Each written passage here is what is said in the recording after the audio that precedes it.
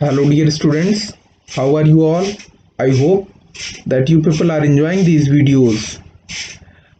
Today I am here with a new topic, goods classification and consumption.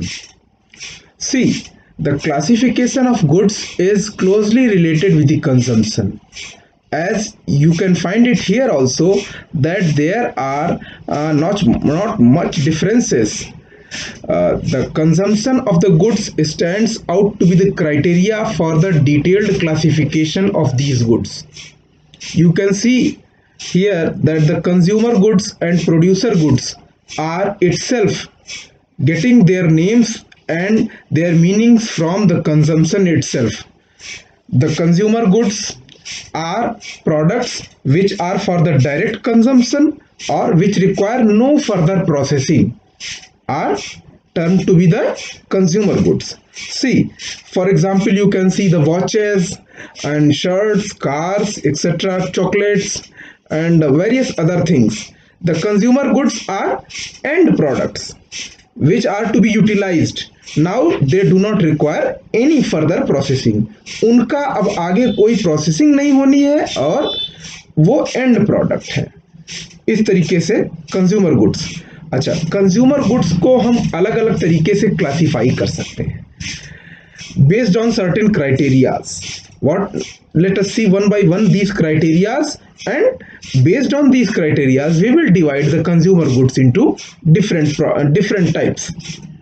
तो first of all based on the durability, कितने दिनों तक कोई product चलेगा इस पर निर्भर करके हम क्लासिफाई करने की कोशिश करेंगे. पहला है इसमें based on the durability. Number one type, जो पहला प्रकार है इसका, ड्यूरेबल प्रोडक्ट्स. ड्यूरेबल प्रोडक्ट्स कौन से होते हैं? The goods which are for a longer period of time are known as durable goods. ये जनरली हाई प्राइस्ड होते हैं, प्राइस बहुत हाई होती है क्योंकि ड्यूरेबल है, and they require after sales service and promotion for the sale. ठीक है, तो चूंकि हाई प्राइस्ड प्रोडक्ट्स हैं तो उनको फिर से हमें सर्विस देनी पड़ेगी. एक बार सेल हो जाने के बाद पुनः सर्विस भी देनी पड़ सकती है. फॉर एग्जांपल मोबाइल हो गया, लैपटॉप्स हो गए, वॉचेस हो गई महंगी, है ना, इस तरीके से, एंड कार्स इवन. नेक्स्ट जो टाइप आता है based on the durability, non durable products. These are goods which are consumed in shorter period of time and are called non-durable goods.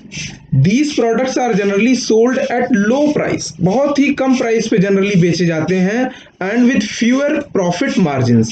Profit का जो मार्जिन होता है, मतलब कॉस्ट प्राइस और sold price पे जो डिफरेंस होता है, दैट इज क्वाइट लो, क्योंकि नॉन ड्यूरेबल प्रोडक्ट्स हैं, खरीदा और उसके बाद कंज्यूम हो गया, या फिर this will not last for a longer duration of time. ठीक है. और तीसरा है बेस्ड ऑन द ड्यूरेबिलिटी, जो तीसरा प्रकार है वो है सर्विसेज. तो services refer to the benefits और satisfaction which are offered for sale. जैसे आपने प्लम्बर को हायर किया, उसकी सर्विसेज ली. अच्छा, इसमें कुछ कैरेक्टरिस्टिक्स होते हैं सर्विसेज की, बहुत पेक्यूलियर कैरेक्टरिस्टिक्स, जिससे आप पहचान सकते हैं कि ये सर्विसेज हैं. ठीक है, इनको हम लोग कुछ फीचर्स देख लेते हैं इनके. देखिए, पहली चीज तो services are intangible in nature.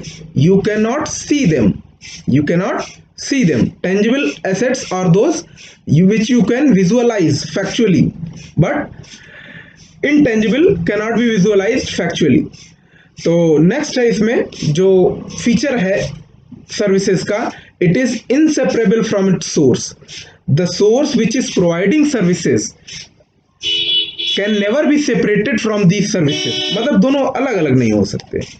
For the third number देखें आप फीचर्स सर्विसेज का, it cannot be stored. It has to be instantaneous. यहाँ सर्विस दी गई सोर्स के द्वारा, आप इसको यूटिलाइज करना है. आप इसको ये नहीं कि सर्विस को स्टोर कर लिए बाद में यूज कर लेंगे, नहीं. नेक्स्ट है जो फीचर है सर्विसेज का, they are heterogeneous in nature. They are heterogeneous in nature. क्या मतलब हुआ इसका? Services are highly variable as the quality and type of services vary from person to person who performs it. एक भाई मान लीजिए आपने किसी एडवोकेट से आपने सर्विसेज ली, वो सर्विस आपको दे सकता है 1,00,000 रुपए फीस में भी, और वो आपको सर्विस दे सकता है 100 रुपीज फीस में भी। तो why it is so, why there is so much difference in the services charges? Because the quality differs, the performance of the person differs.